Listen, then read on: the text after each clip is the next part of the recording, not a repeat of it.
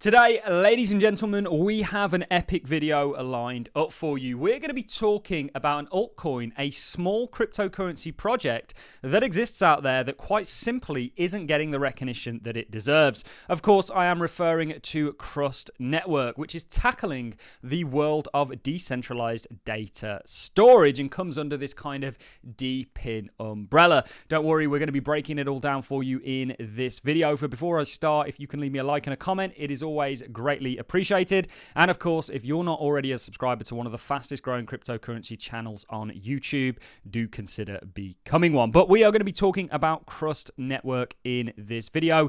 It exists as a Polkadot parachain, but it is not just exclusive to offering decentralized data services to Polkadot. In fact, it was mentioned by Ethereum, it was mentioned by Near, and a number of the other major blockchain projects out there in regards to being a preferred decentralized data storage solution.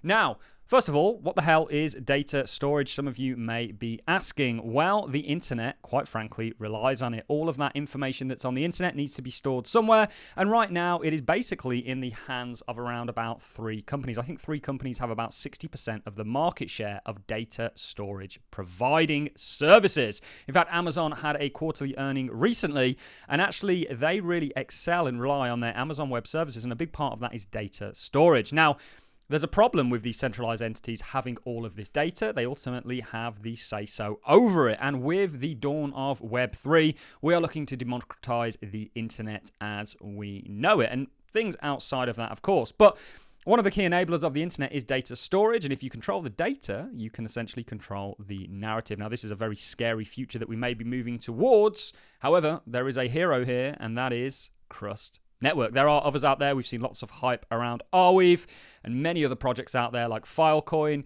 But this project in specific is exceptionally small in terms of market cap and has, I believe, an unlimited potential ahead of it, certainly in the ever gluttonous data world that we are moving towards. So a good place for me to start is with what the hell Crust Network is. And let's, of course, get it from the horse's mouth and dive over to their website. Complete your Web3 journey with decentralized storage. So let's dig into that sort of saying a little bit more. So right now, we have the dawn of Web3, blockchains, distributed ledgers, and they're all claiming to be sort of moving away from the centralized systems that we currently run our lives on. There's a problem though, because when these Web3 services or when these blockchains build, oftentimes they'll leverage things like data storage for storing NFTs on the likes of Amazon Web Services and some of the other big ones out there, which is kind of reintroducing a centralized element. So there's a big problem here. There's a big irony in regards to the Web3 space, and we actually need to break away from these centralized entities and kind of democratize what they're doing. So we need decentralized data storage, not just in the sort of real world, quote unquote. We also need it in regards to the Web3 space. In fact, the vast majority of NFTs are stored on the likes of Amazon Web Services, which of course is a centralized entity. Not very decentralized, is it? On top of that, if you look at a lot of the infrastructure that actually runs blockchain nodes run upon, it's centralized cloud services. And we do have, and we'll do other videos on decentralized kind of cloud computing services. But this is a decentralized kind of cloud data storage service. It's essentially a competitor to Amazon. And it's genius because with the use of a distributed ledger technology, you can essentially compete with the likes of Amazon through pooling resources together. In this case, data storage hardware. And through that, you can create a network that essentially can compete with the big boys. A simple company out there couldn't do it because they don't have the resources, whereas with the power of distributed ledgers and decentralization, and with what Crust are doing, they can essentially go head to head and provide, in my opinion, a better alternative to what's already out there. So this is huge. If you look at the largest companies in the world, the vast majority of them have a hand in data storage, cloud computing, the kind of infrastructure that runs the internet. Web3 is looking to break up this monopoly for the enrichment of humanity, because if we continue to use these service providers as the internet, and the internet is already probably one of the most important things in the world, certainly in regards to information and human consciousness, if we continue to use these entities, they're going to have more power than any one government, any one army, anyone, anything. They're going to become the techno-feudalistic lords of tomorrow's world. They already are today. So it's of the utmost importance that we decentralize this. And what's big in the kind of Web 2 space and already in the world is going to be even bigger in the Web 3 space. And in comes Crust Network. Now, what I want to do is go over to a Polkadot Decoded clip of Ludwig actually talking about decentralized data storage or data storage in general and why it's so big and how we're evolving that with Web3. Now, and I'll leave a link to my interview with Ludwig that I was lucky enough to conduct in regards to Crust Network. This is a personal favorite project of mine.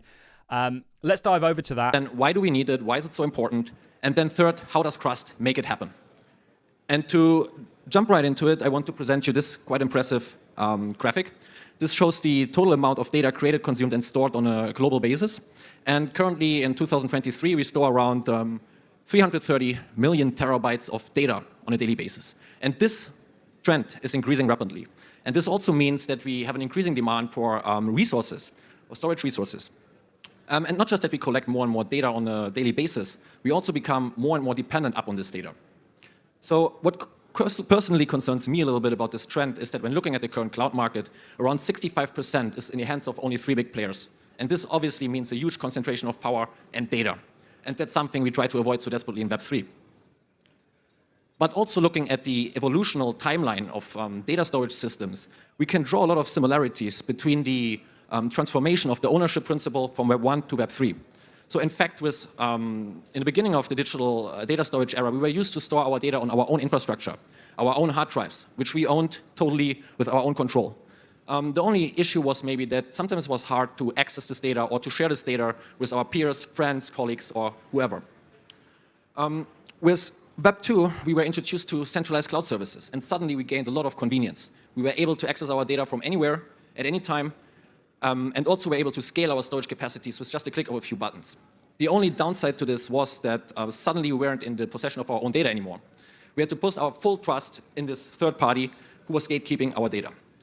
In Web 3 and with decentralized storage, we actually have the chance to combine the beauties out of both worlds, which means we can maintain the ownership as if we own the hardware ourselves, while maintaining the accessibility and convenience we were used to from Web 2. The best of it, we don't have to put trust in anyone, because it's all guaranteed by a trustless protocol. But the ownership issue and the trust issue is by far not the only downside to centralized services.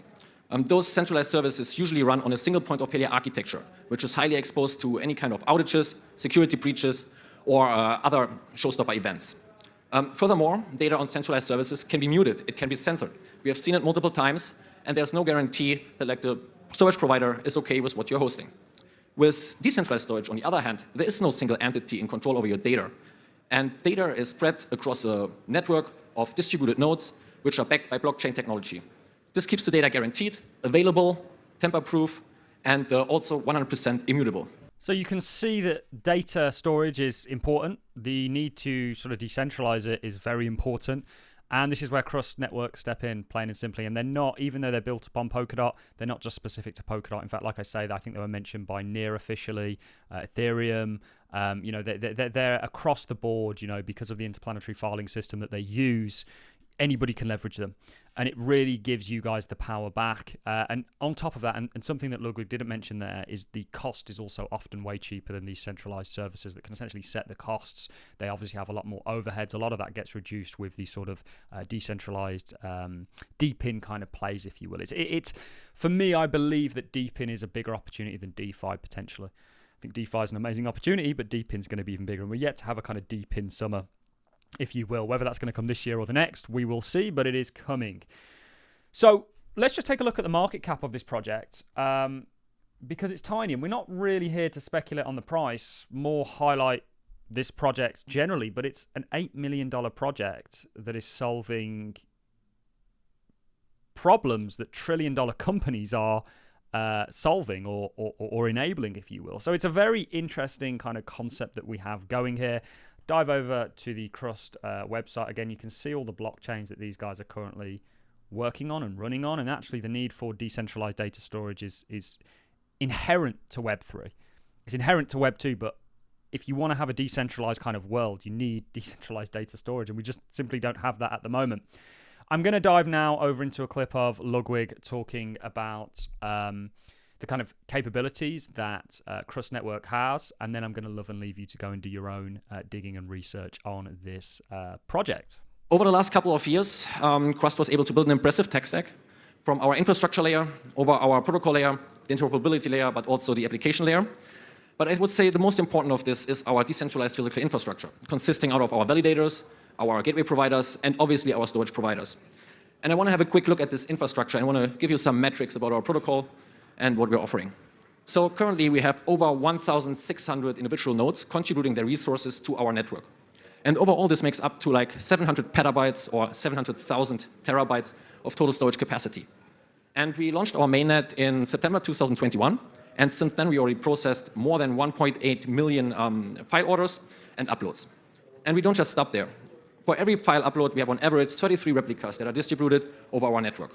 So there you have it, ladies and gentlemen. This was just a short and sweet introduction into what I believe is a unbelievably underrated cryptocurrency project out there that is solving, again, like I said, problems that trillion-dollar companies are made out of.